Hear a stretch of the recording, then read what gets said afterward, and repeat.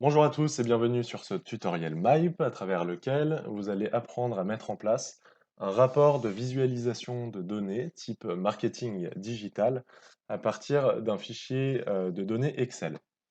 Pour cela, ouvrez ce fichier Power BI intitulé Rapport marketing digital dans lequel nous vous avons préparé une table de mesures intitulée Key Measures avec un ensemble de mesures que vous utiliserez tout au long de ce tutoriel et que nous vous expliquerons. Puis cliquez sur l'onglet Accueil, puis sur Obtenir les données Excel et sélectionnez le fichier ESSEC File. Ensuite, vous allez sélectionner parmi les tables proposées par Power BI la première, intitulée Records Africa. Puis vous allez cliquer sur Transformer les données afin d'ouvrir l'éditeur Power Query de Power BI à travers lequel vous allez pouvoir modifier les données de cette table et leur disposition pour les adapter au type de visualisation par la suite. Comme vous pouvez le constater, la deuxième ligne contient les noms des entêtes. Ainsi, vous allez vouloir supprimer la première ligne, mettre cette deuxième ligne à la place des entêtes, puis supprimer les deux autres lignes de données nulles. Pour cela, cliquez tout d'abord sur Réduire les lignes, supprimer les lignes du haut, et vous allez donc supprimer la première ligne, donc nombre de lignes 1, OK. Puis ensuite, vous allez vouloir remonter la ligne numéro 1 aux en-têtes. Pour cela, vous allez cliquer sur Utiliser la première ligne pour les en-têtes. Puis vous allez cliquer sur Réduire les lignes, supprimer les lignes du haut pour supprimer les deux lignes de données nulles. 2, OK. Ensuite, vous pouvez parcourir la table et vous vous rendrez compte que la catégorie, enfin la colonne ID OID renvoie des données nulles et que la colonne API Request renvoie des données qui ne nous serviront pas. Ainsi, vous allez cliquer sur Gérer les colonnes, choisir les colonnes et vous allez désélectionner API Request et ID OID afin de ne plus les afficher sur la table. Ensuite, vous allez parcourir l'ensemble de la table et vous rendre compte qu'il y a un ensemble de colonnes de date et qu'il y a la colonne 58 qui ne nous servira pas. Ainsi, vous pouvez cliquer sur celle-ci, puis la supprimer. Ensuite, vous allez cocher l'ensemble des colonnes de date en sélectionnant avec mage et flèche par exemple, ce jusqu'à janvier 2014. Vous cliquez droit sur la sélection, puis sur dépivoter uniquement les colonnes sélectionnées. Le dépivotement va vous générer une colonne attribut que vous allez nommer months, donc qui correspond à l'ensemble des dates, et une colonne de valeurs qui correspond aux valeurs euh, des dates correspondantes. Puis vous allez modifier le type de months par date et le type de value par nombre décimal. À présent, vous allez créer des colonnes conditionnelles qui vont renvoyer des valeurs en fonction de l'indicateur de performance de la colonne KPI. Pour cela, cliquez sur Ajouter une colonne conditionnelle, et vous allez appeler cette première colonne conditionnelle avec un nom d'indicateur de performance qui sera pour commencer Satisfaction Score. Satisfaction Score Conversion.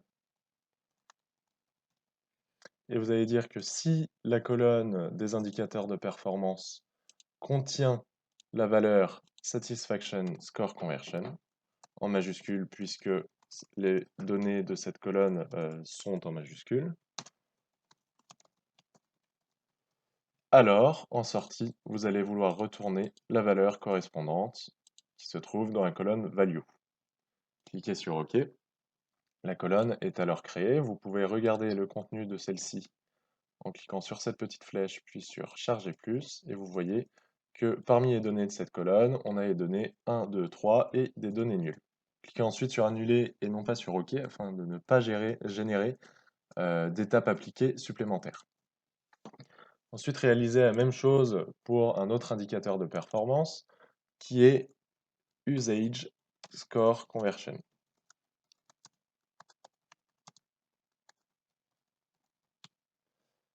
Si le nom de la colonne si la colonne KPI, pardon, contient la valeur usage score conversion, alors il faut que la colonne retourne la valeur correspondante de la colonne value. OK. Voilà, donc vous allez générer ces données à travers cette colonne usage score conversion. Cliquez sur charger plus et vous voyez que les données présentes dans cette colonne sont 1, 2, 3, 4 et des données nulles. Cliquez ensuite sur annuler, puis cliquez sur colonne conditionnelle à nouveau. Pour créer une colonne conditionnelle pour l'indicateur de performance crash level score conversion. À nouveau, si l'indicateur de performance contient la valeur crash level score conversion, alors on veut en sortie la valeur de la colonne value. OK. De la même manière, cette colonne va générer des données de type 1, 2, 3 et nul. Et une dernière colonne conditionnelle pour l'indicateur de performance Agility Score Conversion.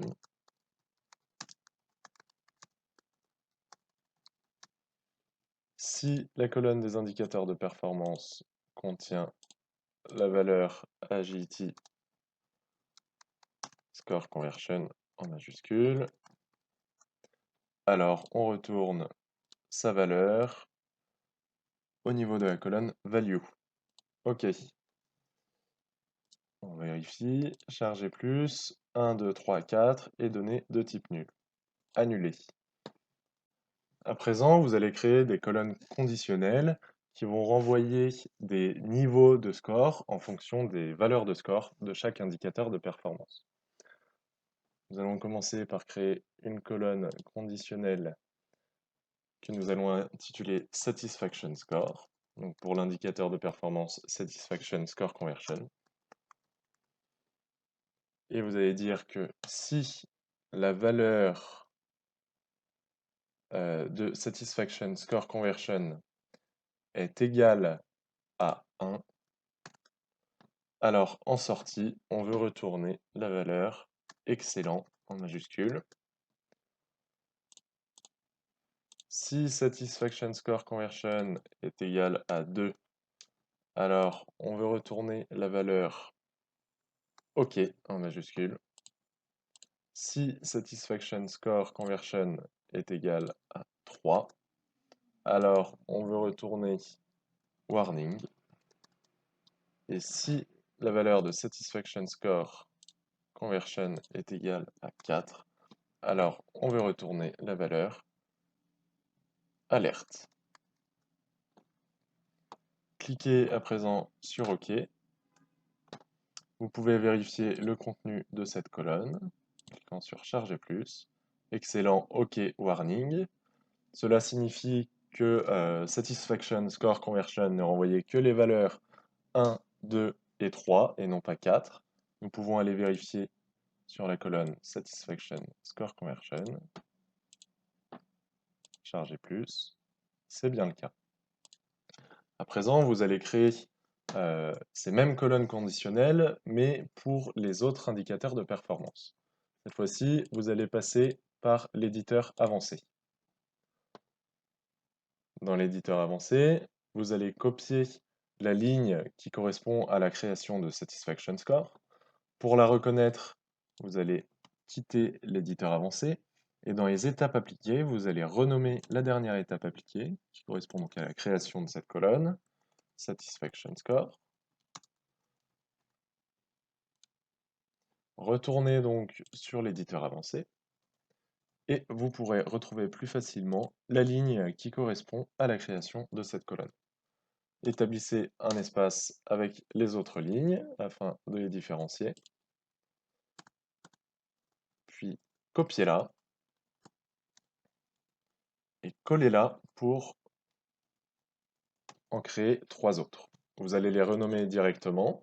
Donc nous en voulons une pour Usage Score. Nous en voulons une pour Crash Level Score. et nous en voulons une pour Agility Score. Une erreur est générée, vous pouvez aller vérifier à la fin de la ligne. Il manque des virgules sur la première, la deuxième et la troisième. Aucune erreur de syntaxe n'a été détectée. Donc c'est bon, nous pouvons à présent modifier les lignes afin de créer des colonnes équivalentes, mais pour ces nouveaux indicateurs, Usage, Crash Level et Agility. Ici, comme vous pouvez le constater sur la première ligne, cette section renvoie la valeur de la ligne précédente. Donc sur la première ligne, nous laissons cette valeur. Sur la seconde, nous allons entrer la valeur de la ligne précédente, qui est Satisfaction Score. Ensuite, ici, nous allons rentrer la valeur de la ligne en question, donc Usage Score. Ici, de la même manière, Usage. Voilà, donc la condition, c'est que si la valeur de la colonne Usage Score Conversion renvoie 2, alors OK. Si elle renvoie 3, alors warning. Et si elle renvoie 4, alors alerte. Voilà, faites la même chose pour les autres lignes, donc Crash Level et Agility. Vous pouvez à présent vérifier l'ensemble de ces lignes, si vous avez bien entré les valeurs. Vérifiez si vous avez bien le message, aucune erreur de syntaxe n'a été détectée. Puis, modifier Satisfaction ici par Agility, puisque Agility est l'intitulé de la dernière ligne. Cliquez alors sur OK, et vous allez voir apparaître les différentes colonnes, Usage Score, Satisfaction Score, Crash Level Score et Agility Score. Pour les vérifier, vous pouvez cliquer sur la petite roulette de droite dans l'étape appliquée, vérifier leur contenu. Donc pour Usage Score, on a bien en nom de la colonne Usage Score Conversion égale à 1, 2, 3, 4, excellent, OK, warning et alerte. Vérifier pour Crash Level et Agility également. Excellent, OK, warning, alerte, les bonnes valeurs, OK. Et enfin, pour Agility Score Conversion égale à 1, 2, 3, 4, excellent, OK, warning, alerte. Très bien. Vous allez à nouveau créer des colonnes conditionnelles qui vont renvoyer les valeurs de chaque indicateur de performance, notamment NPS Global Version.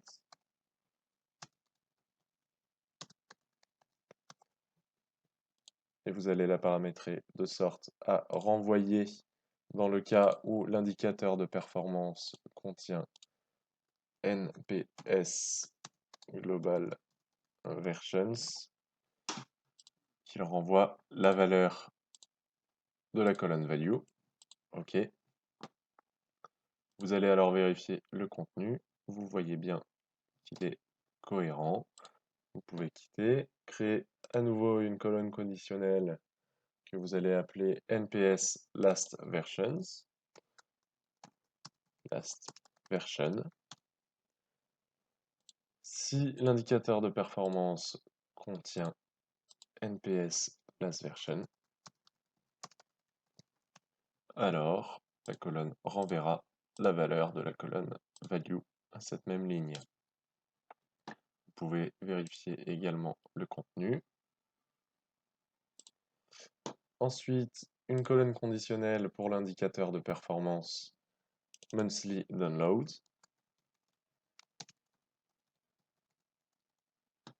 Si l'indicateur de performance de la colonne contient monthly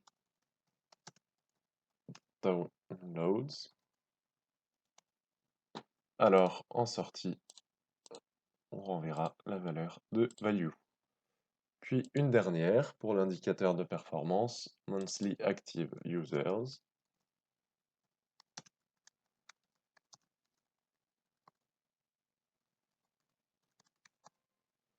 Si le nom de la colonne, donc si l'indicateur de performance contient la valeur monthly active users, alors elle renverra la valeur de value.